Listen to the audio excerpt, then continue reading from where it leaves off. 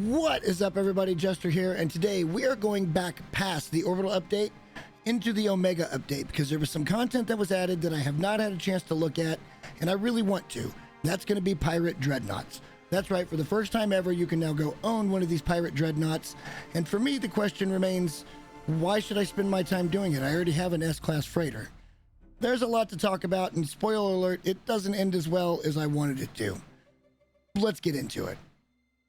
If you go back and look at the patch notes from the Omega update, there's a lot of stuff in here, including the Starborn Runner and a lot of things about the expedition and the Atlas path, but there was one additional paragraph that's really small and it gets lost in the minutiae just a little bit.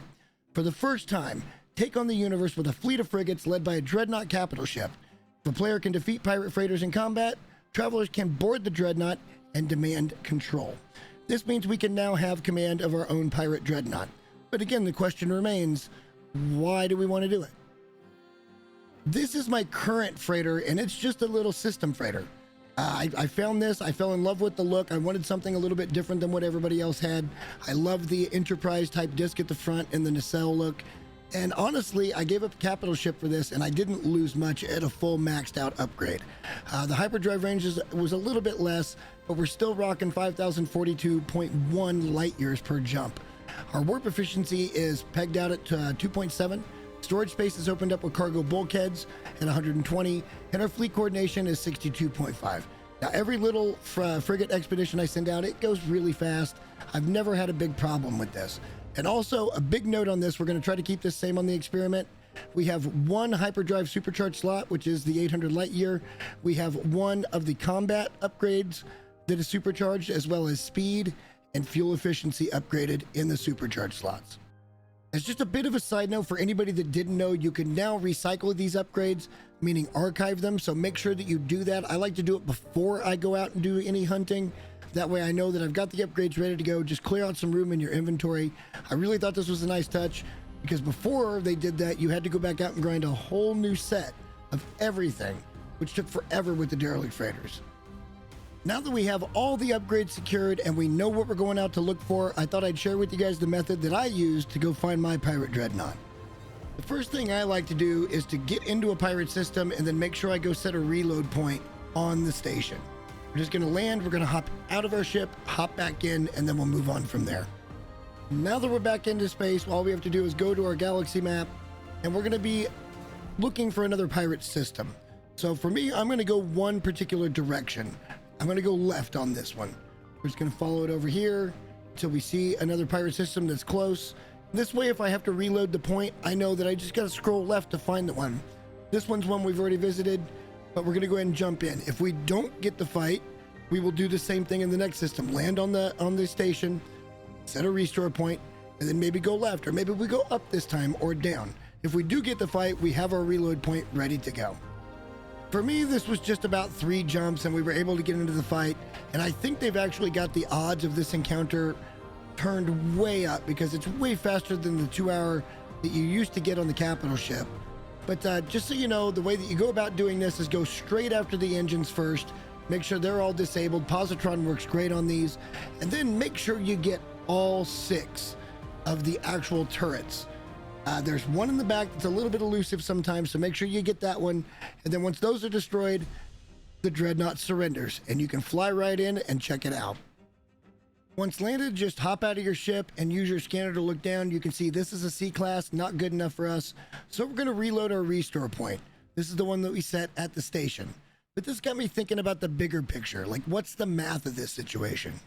The most recent numbers I could find were 2 years old, from what they say the data miners actually found for these spawns. It says 85% C, 5% B, 5% A, 5% S.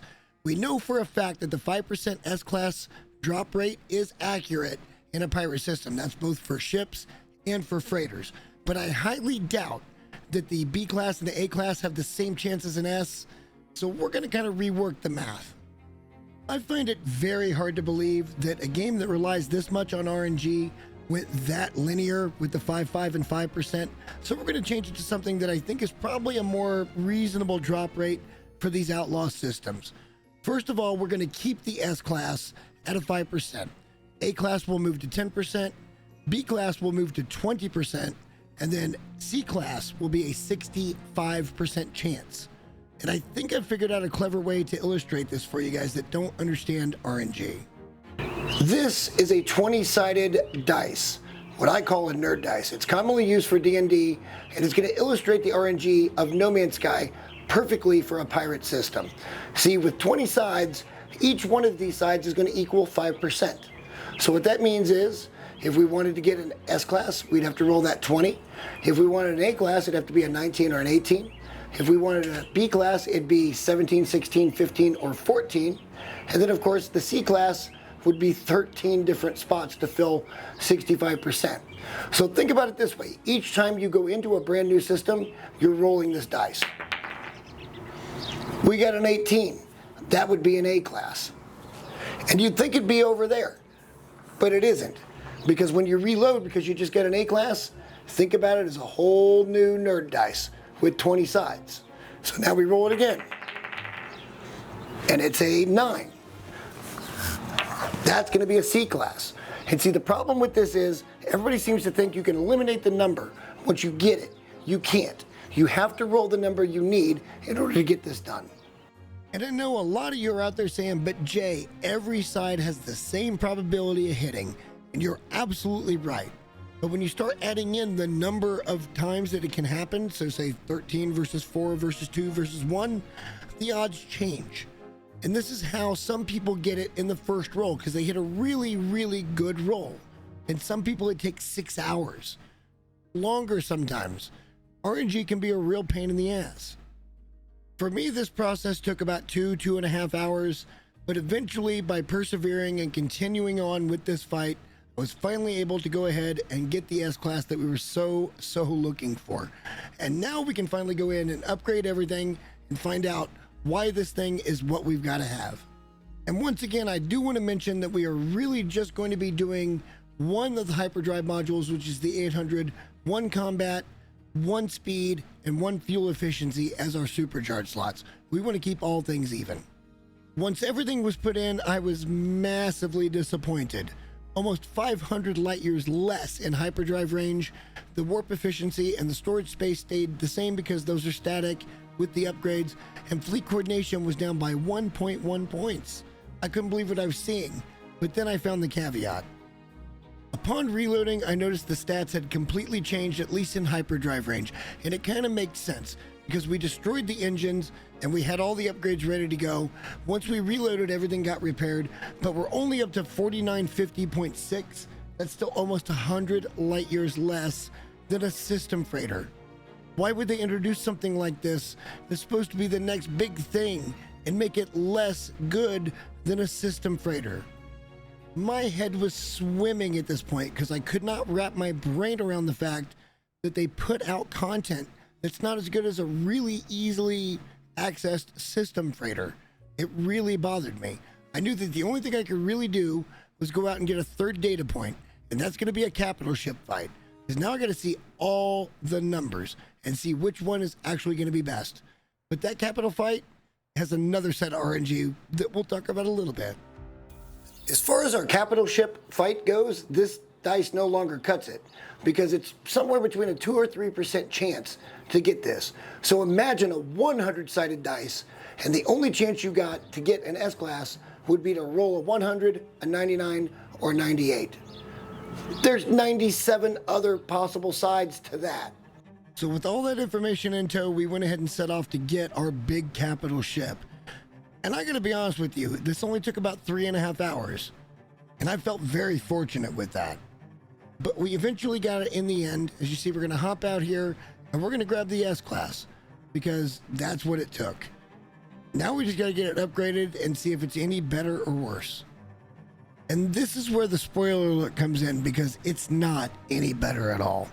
It's 1.9 light years further in hyperdrive range than our system freighter, which was still better than our pirate Dreadnought.